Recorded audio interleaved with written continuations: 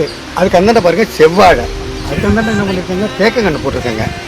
இது எல்லாத்தையும் பாருங்க இயற்கை விவசாயத்துல எப்படி பண்ணியிருக்கேன்னு பாருங்க. இது வெளிநாட்டு வேலையே வேணான்னு உதறி தள்ளிட்டு இயற்கை விவசாயத்துல சாதித்து காட்டிய சகோதரர்கள்.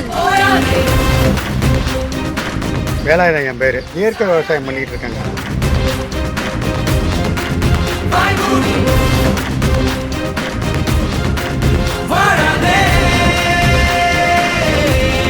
எல்லாமே மாட்டு சாணி ஓரத்தில் போட்டிருக்காங்க.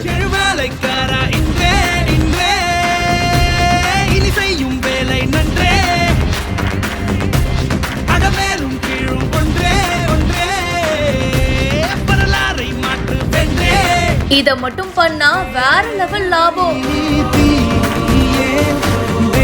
என்ன கலைப்பயிர் எதுவும் இல்லாத நல்ல மாதிரியா செஞ்சோம்னா தரமான விவசாயம், தரமான இது கிடைக்கும்.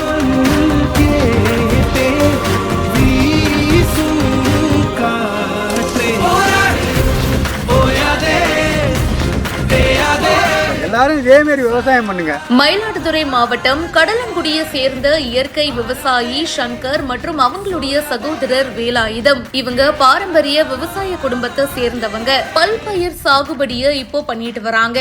அதாவது சங்க காலத்துல இயற்கை உரங்களான மாட்டு சாணம், பன்றி சாணம், இலை தழைகள், காய்கறிகளுடைய கழிவுகள் இதெல்லாம் கொண்டு இயற்கை உரங்கள் தயாரித்து அத பயிர்களுக்கும் பயன்படுத்தி சாகுபடி பண்றாங்க. அந்த கால சங்க காலத்து முறைப்படியே இப்போ அன்றாட மகசூல் பாக்குற இந்த பயிர்களை பயிரிட்டு சுமார் 1 ஏக்கர்ல இயற்கை விவசாயம் பண்ணிட்டு வராங்க. இதுல அதிகமான வருமானமும் கிடைக்குதாம். 18 வருஷமா வெளிநாட்டுல வேலை பார்த்தோங்க. அதுக்கப்புறமா ஊருக்கு வந்து விவசாயத்தை கையில் எடுத்திருக்கோம். ஒரு பக்கம் காய்கறிகள், இன்னொரு பக்கம் நெல் சாகுபடி, அடுத்தபடியா தேக்கு, சவுக்கு, தென்னை, பலாமரம், கொய்யா மரம் இதெல்லாம் வளர்க்கறாங்க.